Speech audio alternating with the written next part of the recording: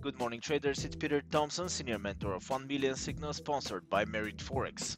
Nothing much happened over the weekend, but it doesn't mean that we are going to have a slow week. We start Monday with Federal Reserve Chairman Powell's speech, 1 p.m. GMT, following by the existing home sales in US 2 p.m. GMT, and this is how the Monday is going to end up.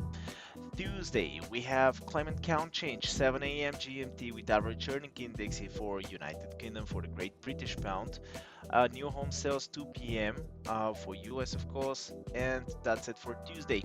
Wednesday, we have CPI Consumer Price Index, also known as inflation yearly basis, United Kingdom for Great British Pound 7 a.m. and 2 hours and a half later, composite manufacturing and services PMI for the Great British Pound 9:30 a.m. GMT.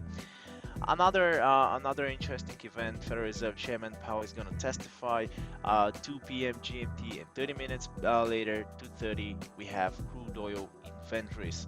Interest rate decision for Switzerland 8:30 in the morning a.m.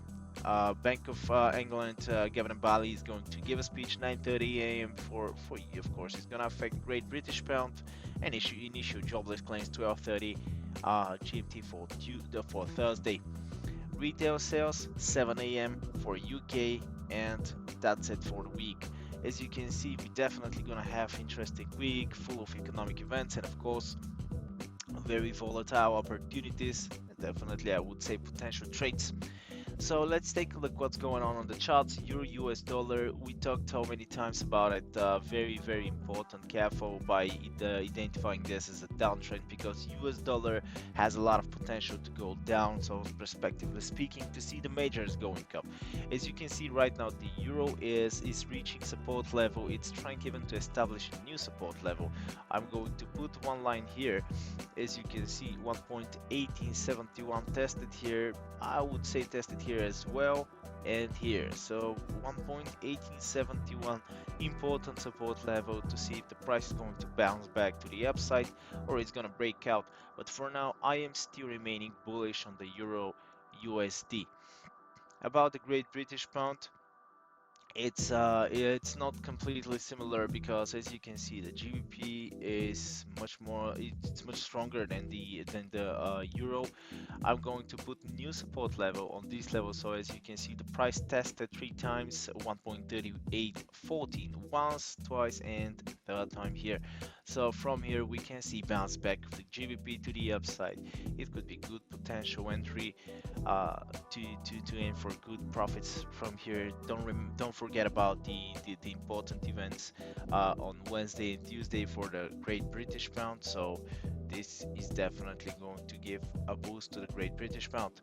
Australian US, it's literally in the middle of these boundaries, 0.7822, 0.7675. So in such a case, I'm just leaving it alone.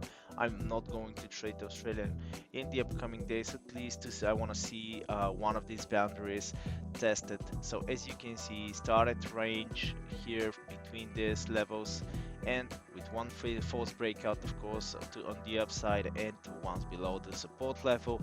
So no point just to pay attention on the Australian dollar currently, because there is no clear direction. Exactly the same with the New Zealand US, it's even more clear. As you can see, support level very clear, 0.71 round number, resistance level 0.7314.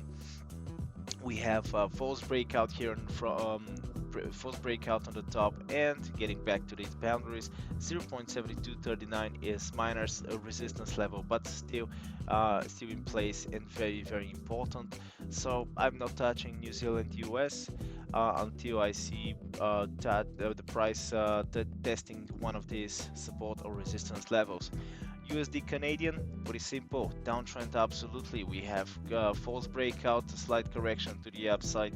Not quite sure the price is going to fall down from here, or it's going to continue in order to test 1.2623. So until then, I'm waiting. For now, I'm not pretty confident in USD Canadian, but what's more important is the crude oil, something that we talked many times. Most of my students actually caught this drop could have afforded, of course. $6 per barrel, solid, absolutely huge, and absolutely expected, as we talked about it so many times. We got the gap here on the top. Anyway, the demand for crude is very high. Many countries are locking down again, so this puts a lot of pressure on the crude. So closing the gap, slide bounce, and continuation to the downside. Pretty clear pattern, absolutely simple. 59.80, and we definitely can see even further 53.92, pretty possible. Careful by the entries, but it's possible to see $54 per barrel of the crude oil. So if we see that, this is going to put a lot of pressure on the Canadian dollar, of course. So if we see Canadian dollar going down, USD CAD continue to the upside, ignoring the weakness of the US dollar. So that's why I think there is pretty big chance, if we see the US dollar going down and Canadian going down at the same time because of the crude oil, there is a big chance to start seeing USD Canadian ranging. USD Swiss is still holding the highs, but struggling to continue higher. 0.9296, 0.93 round number, important level definitely. A good correction to the downside, 140 pips, slight upward continuation, and I think there is a lot of potential to see 0.92. So we talked about 90, almost 100 pips away from the current price, and breaking out of this level and going down to 0.90, it's absolutely possible. So we talk about potential entry of 300 pips, um 300 pips on the USD Swiss from the current price. And USD Japanese, pretty interesting. Still wondering if it wants to drop or no.